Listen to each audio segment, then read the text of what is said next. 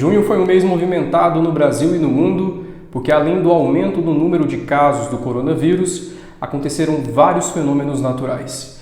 Eu sou o professor Rafael Kaique, bem-vindo ao meu canal. Você confere a partir de agora o que foi destaque. No mês de junho, o Brasil ultrapassou o registro de 1 milhão de pessoas infectadas pelo novo coronavírus.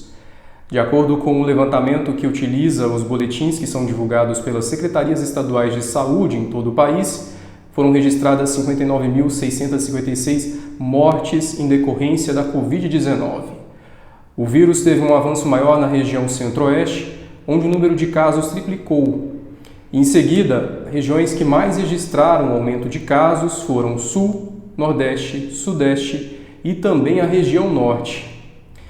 E o site oficial que mostra os números do coronavírus no Brasil foi retirado do ar temporariamente no início do mês de junho.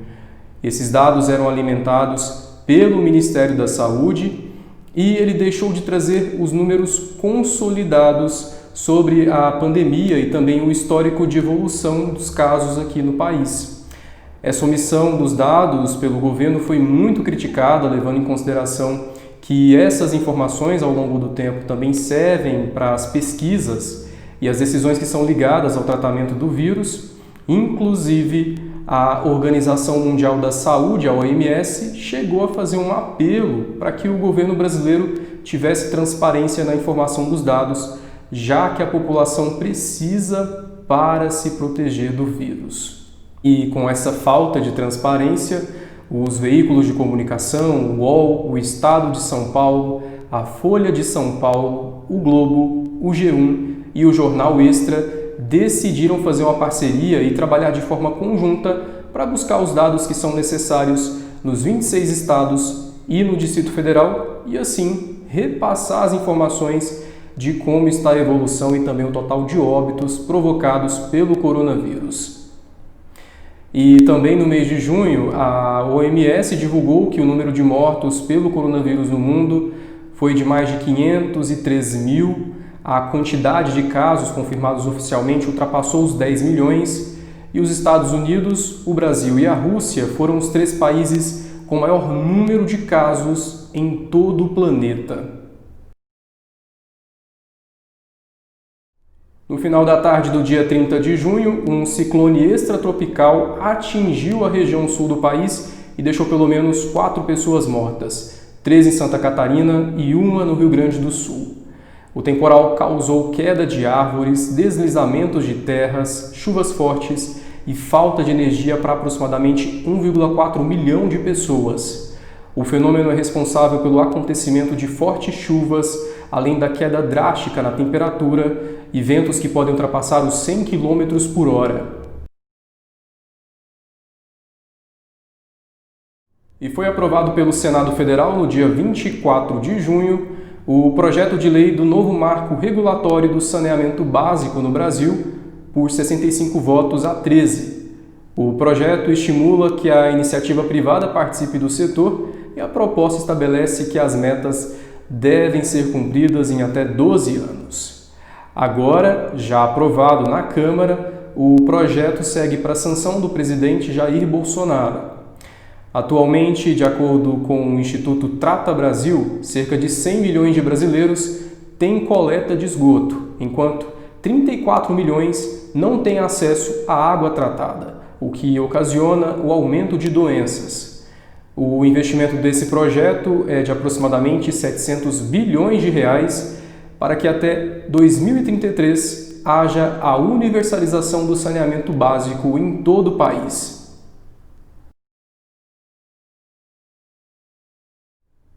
No final do mês de junho, o Ministério da Agricultura, Pecuária e Abastecimento alertou o país sobre uma nuvem de gafanhotos que saía da Argentina com direção ao Uruguai e ao Brasil.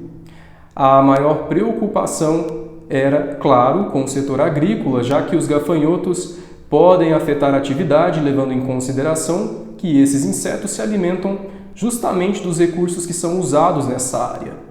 Ainda não se sabe o motivo da formação da nuvem de gafanhotos, mas acredita-se que esse fenômeno esteja relacionado com o desequilíbrio ecológico e as mudanças climáticas. Apesar da preocupação, principalmente relacionada com a economia e a agricultura no Brasil, essa nuvem com 100 milhões de gafanhotos se desviou e seguiu rumo ao Uruguai.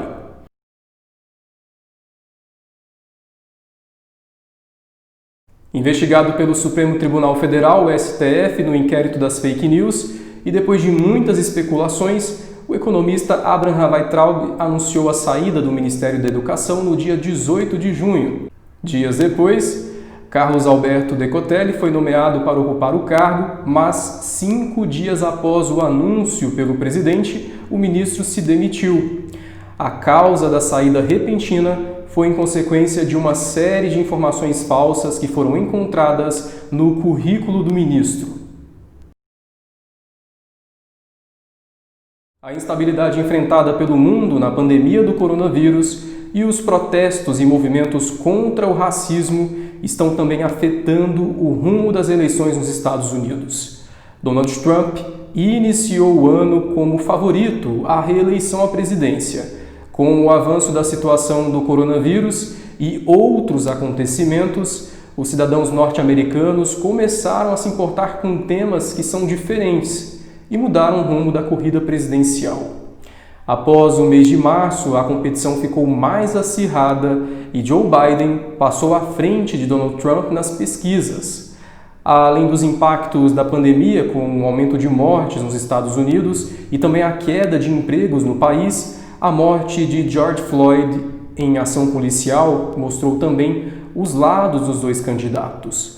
Biden, apesar de não apoiar o fim do financiamento federal à polícia, se mostrou mais próximo à família do ex-segurança e também aos protestos. Já Donald Trump, mesmo lamentando a morte publicamente, continuou como alvo dos protestos e chegou inclusive a ameaçar a chamar o exército para conter os atos, utilizando o slogan de lei e ordem. As eleições nos Estados Unidos estão previstas para acontecerem no mês de novembro e até então o cenário continua incerto. A formação de uma nuvem de poeira saindo do Saara e se deslocando para as Américas deixou as autoridades em alerta. O fenômeno é formado por uma massa de ar muito seca e com poeira do deserto africano e chamado de nuvem de poeira Godzilla por especialistas. Os efeitos foram sentidos no Caribe e a população foi recomendada a usar máscaras e evitar atividades ao ar livre, porque com a qualidade do ar afetada pode haver impacto sobre a saúde humana, prejudicando principalmente pessoas com problemas respiratórios. Essa massa de ar seco e carregada de partículas de areia se forma no fim da primavera e no verão, no começo do outono no hemisfério norte.